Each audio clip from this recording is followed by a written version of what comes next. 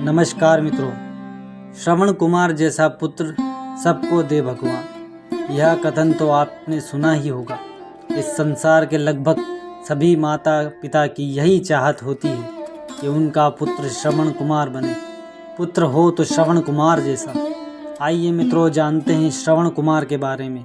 किसी गांव में अंधे माता पिता रहते थे। उन्हें ईश्वर की कृपा से एक संतान की प्राप्ति हुई थी, जिसका नाम उन्होंने श्रवण कुमार रखा। श्रवण कुमार तो देख सकता था, परंतु उसके माता पिता अंधे थे। श्रवण कुमार जब बड़ा हुआ तो श्रवण कुमार ने अपने माता पिता को तीर्थ यात्रा करवाने का निर्णय लिया। श्रवण कुमार ने ऐसी तरकीब लगाई और अपने माता पिता को अपने ही कंधे पर उठाकर तीर्थ यात्रा करवाने का सोचा। चूँकि श्रवण कुमार और उसके माता पिता अत्यंत गरीब थे, इसीलिए वे अन्य साधन से तीर्थ यात्रा करने में असमर्थ थे। श्रवण कुमार की सेवा भावना इतनी प्रबल थी कि उसने अपने कंधे पर अपने माता पिता को ले जाना ही उचित समझा। श्रवण कुमार अपने माता पिता के भोजन आदि का ध्यान रखते हुए आगे बढ़ता गया।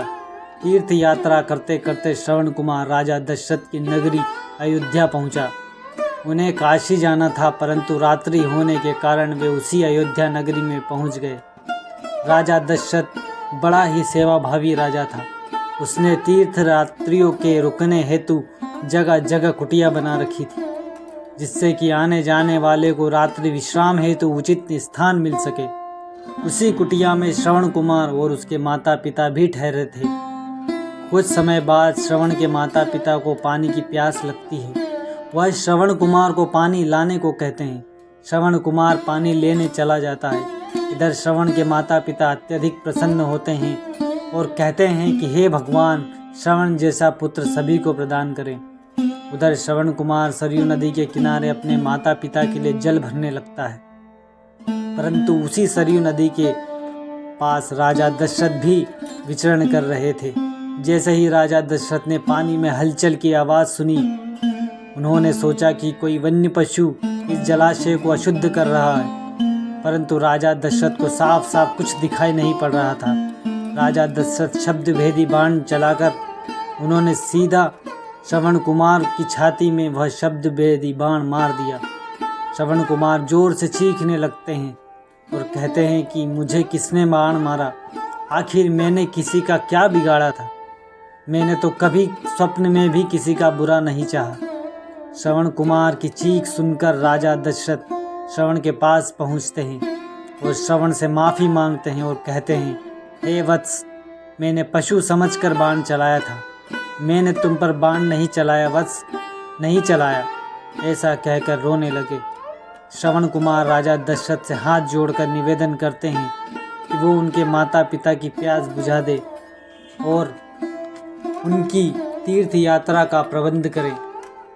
मेरे माता पिता का मैं इकलौता पुत्र था। अब इस संसार में उनका ध्यान रखने वाला कोई नहीं है, परंतु हे राजन, कृपा करके आप उन्हें जीवन व्यापन करने का उचित स्थान प्रदान करें। इतना कहकर श्रवण कुमार अपने प्राण छोड़ देते हैं।